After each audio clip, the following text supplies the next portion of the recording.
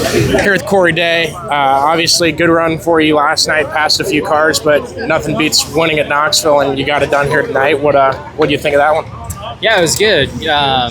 Hate to make it close at the end. I just got really tight, and lap cars were in all three lanes, and I couldn't really get enough air to help my race car. So was really just at the mercy of them and what they were doing, because I was just tight enough to where I was almost as slow as them, so I couldn't just blow by them. I had to wait for them to move down or miss their lines. So felt really good up until then, and I think we got a lot of good notes for the Nationals. And you got out to that huge lead, and that probably ended up winning you the race. I think Gravel was closing in on you about 0.8 a lap late. Did you know he was coming, and when did you really figure out, like, I'm going to have to protect going into 3 and 4 on the last lap?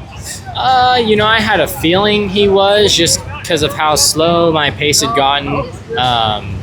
Yeah, I think any time this year, the past couple of years, you see the two on the board and second late, it's he's coming fast. So like I said, hate to make it that close, but we definitely know why we got tight, which is really good to have those notes. So next time it won't be close. You've been making a ton of pavement starts. First off, how is that going for you mentally, and how you're doing there, and how big is a win in a sprint car? Even it's not a pavement win, but you come out here and you get it done against the absolute best in the nation. How big does that go for you going forward?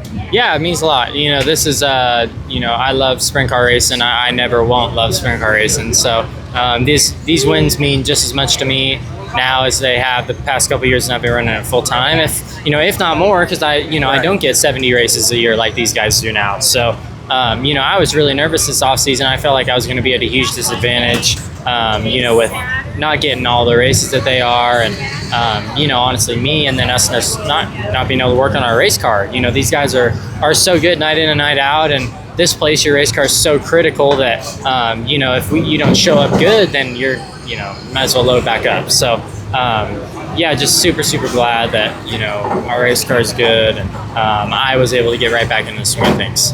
Does winning here, it being at Knoxville, does that give you like a prove it kind of feel, like that, hey, I can still do both, I haven't lost a beat over here?